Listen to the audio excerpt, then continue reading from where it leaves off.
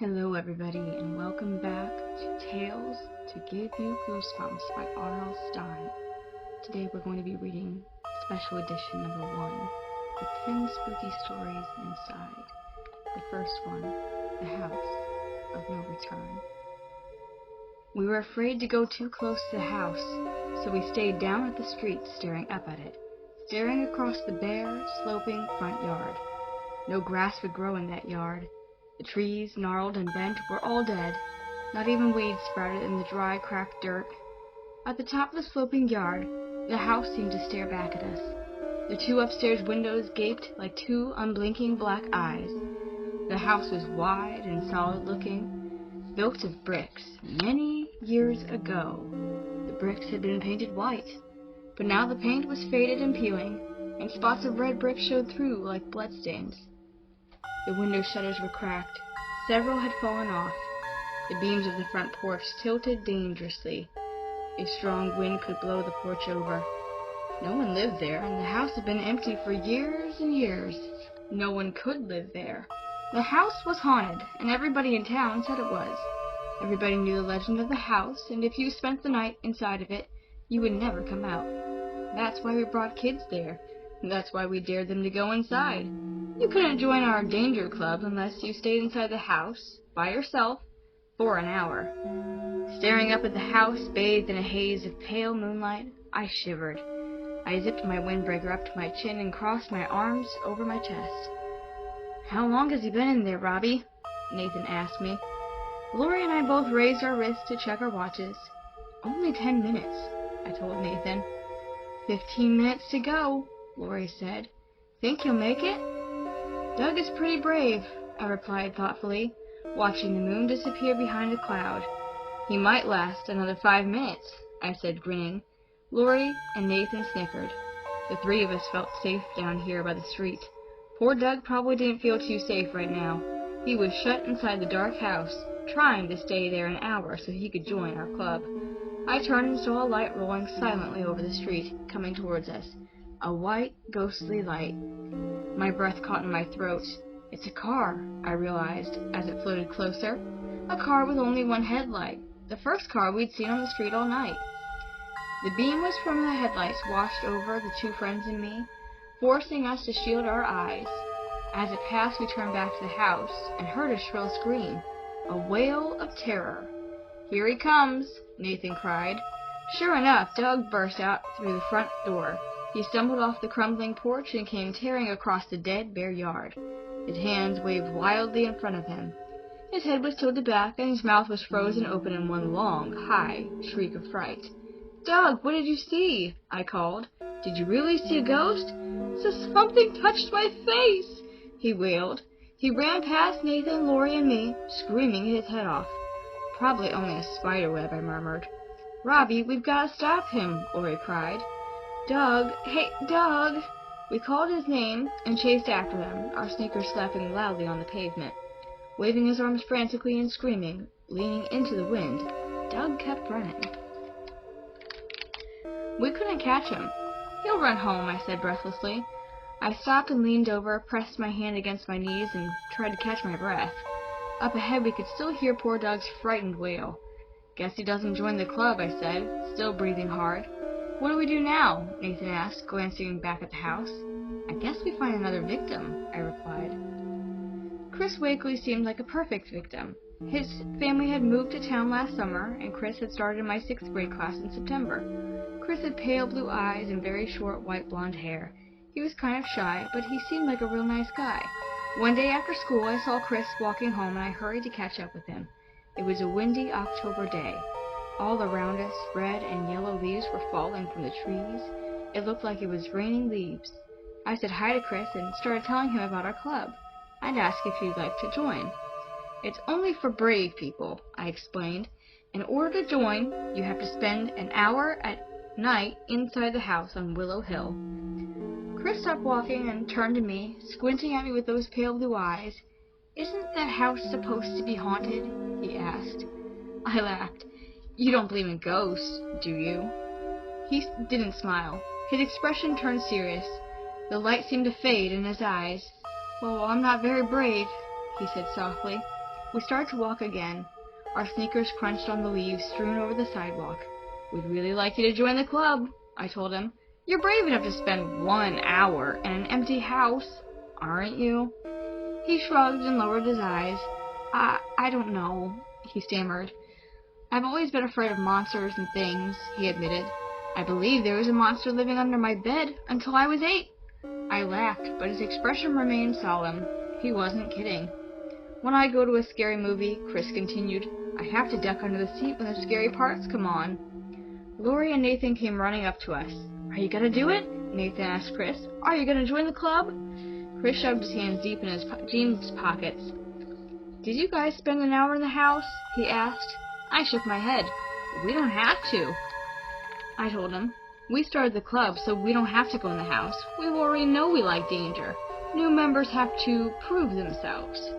Chris chewed thoughtfully at his lower lip, and we turned the corner and kept walking. The house was up the hill at the end of the block. We stopped in front of it and stared across the bare front yard. "See, it doesn't look that scary at all in the daytime," I said. Chris swallowed hard. "Needs a paint job," he muttered. "And how come all these trees died?" "Well, no one to take care of them," Nathan said. How about it, Chris?" I urged. "We really need new members." "Yeah," Lori agreed. "A club isn't much fun with only 3 kids in it." Chris had his eyes on the house. He kept his hands jammed into his jeans pockets. I thought I saw him shiver, but it might have been the wind rustling his jacket. Will you come in with me?" he asked. "No way," I replied, shaking my head. "We can't," Lori told him. "The idea of the club is to show how brave you are."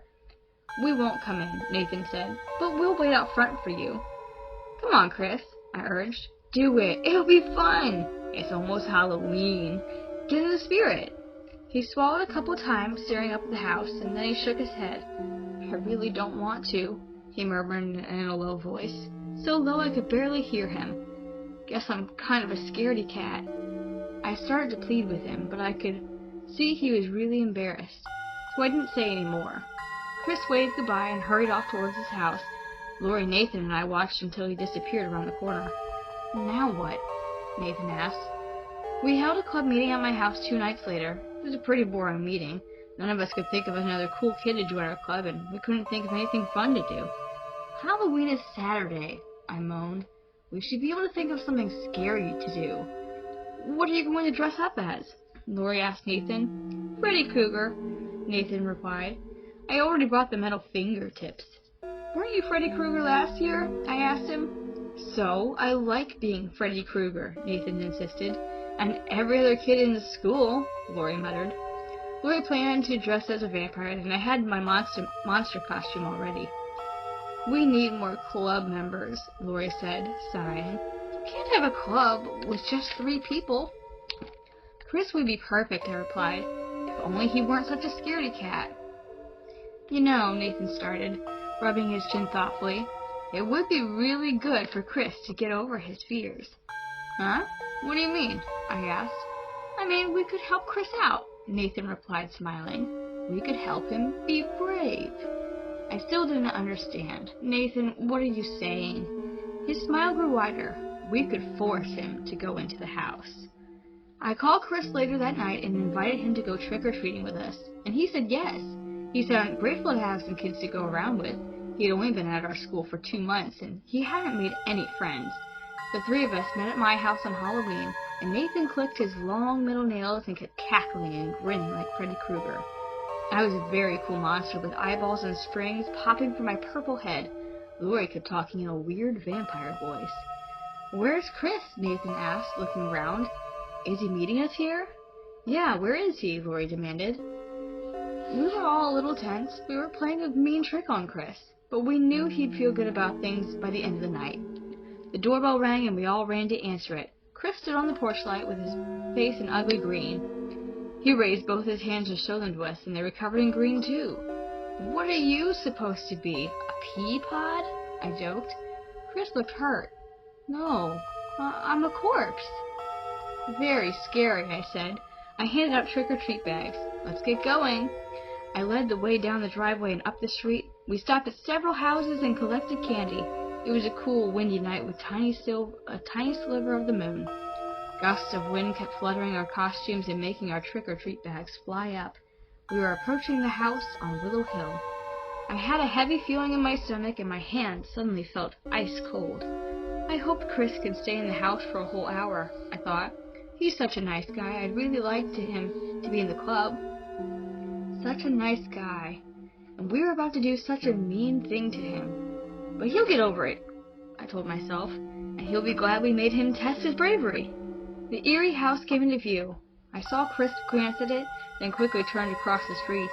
He didn't want to go near it, especially on Halloween night. But Nathan and I grabbed him by the arms.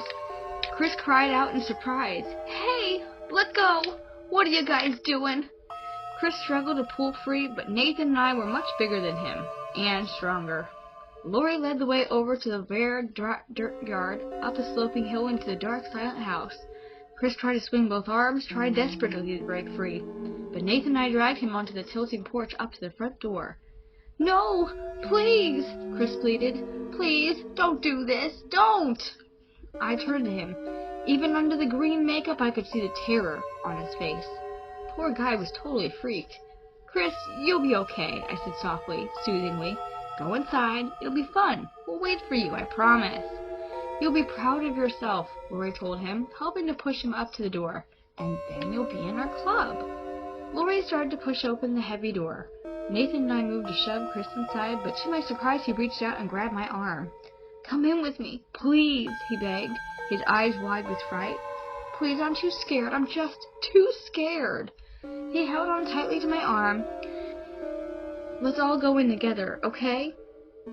I glanced at Lori and Nathan. "No way," I replied. "You've got to prove your bravery, Chris. See you in an hour." We gave him a hard shove inside the house, and then we slammed the heavy door behind him. "He seems so scared," Lori said, her voice muffled by the vampire fangs. "He'll be okay," I said. "Let's wait for him down by the street." We took our places at the bottom of the driveway and waited. And waited. We checked our watches after 10 minutes, after 20 minutes, after half an hour. "Wow, Chris is doing great," I whispered, my eyes on the dark windows of the house. I didn't think he'd last 2 minutes. "He's a lot braver than I thought," Nathan said from behind his Freddy Krueger mask. We huddled close together, staring up at the house as the wind shook all the trees around us. Heavy clouds rolled over the moon, covering us in the darkness. We waited 10 minutes more. Then 10 minutes more. "He's gonna do it," I said, checking my watch again. "He's gonna stay in there a whole hour." "Let's really give him a big cheer when he comes out," Lori suggested. As the hour ended, we counted off the last 30 seconds out loud, one by one, and then we took a few steps up the driveway, eager to congratulate Chris and welcome him into the Danger Club. But the front door didn't open. The house remained dark and silent. 10 more minutes passed. "I think he's showing off," I said. No one laughed. We kept our eyes raised to the house. 10 more minutes, then 10 more. "Where is he?" I cried shrilly. "Something is wrong," Lori said, taking the plastic vampire fangs out of her mouth. "Something is wrong, Robbie." "Chris should be out there by now," Nathan agreed with a trembling voice. I felt a chill run down my back. All my muscles were tightening in the dread. I knew my friends were right. Something bad had happened inside that house. Something very bad. "We have to go in there," Lori urged. "We have to find Chris. We have to get him out." All three of us exchanged frightened glances. We didn't want to walk up the driveway. We didn't want to go inside that dark house. But we didn't have a choice. "Maybe we should wait a few more minutes," I suggested, trying to stop my legs from shaking. "Maybe he doesn't have a watch. Maybe he's—" "Oh, come on, Robbie." Lori gave me a hard tug. "Chris isn't coming out. We have to go get him." The wind swirled around us, fluttering our costumes as we made our way up to the front door. I started to open the door, but my hand was so sweaty the doorknob slid under my grasp. Finally, Nathan and I pushed open the heavy door. The rustling hinges creaked as we opened the door and peered into the solid blackness. "Chris," I called. "Chris, you can come out now." My voice sounded tiny and hollow. No reply. "Chris! Chris, where are you?" All three of us began calling out. The floor groaned and creaked beneath us when we took a few steps into the living room. The wind rattled the old window panes. "Chris, can you hear us? Chris?" No reply. A loud crash made all three of us cry out, and the front door had slammed behind us. Just the wind, guys," I choked out. But it was much darker with the door closed, but it didn't stay dark for long. Pale lights flickered at the top of the stairs. It looked at first like dozens of fireflies clustered together. I gasped as the light flared brighter and floated down the stairs like a shimmering cloud. "Let's get out!" I cried. Too late. The shimmering cloud spread around us, and inside I saw two frightening figures, a ghostly man and woman, hazy and transparent, except for their red, glowing eyes. Their terrifying eyes sparkled like fiery coals as they circled us, floating silently. I can see right through the both of them, I realized. This house really is haunted. "Where's Chris?" I managed to blurt out. The man's voice was a dry whisper, the sound of wind rustling through dead leaves. "Your friend? He went out the back door," the ghost replied, "about an hour ago." "We didn't want to let him go," the woman whispered, her red eyes glowing brighter, "but he made a bargain with us." She snickered in a dry, dead laugh. "He promised that if we let him go, 3 kids would come in to take his place. And here you are," said the ghostly man, flashing us an ugly, toothless smile. "Here you are." "Don't look so frightened, kids," the woman rasped, floating closer. "You might as well make yourselves at home. You're all going to be here forever." The end. Just a moment to say thank you to everyone who has stayed to watch this video till the end. If you would please subscribe and like this video, it would really help me out with growing this channel and reaching more kids with bedtime stories. If you'd like to support me in other ways, I do have a Patreon and an Etsy store. The links are in the description below. I really appreciate it and can't wait to read for you again tomorrow night. Have a good evening. Sleep tight.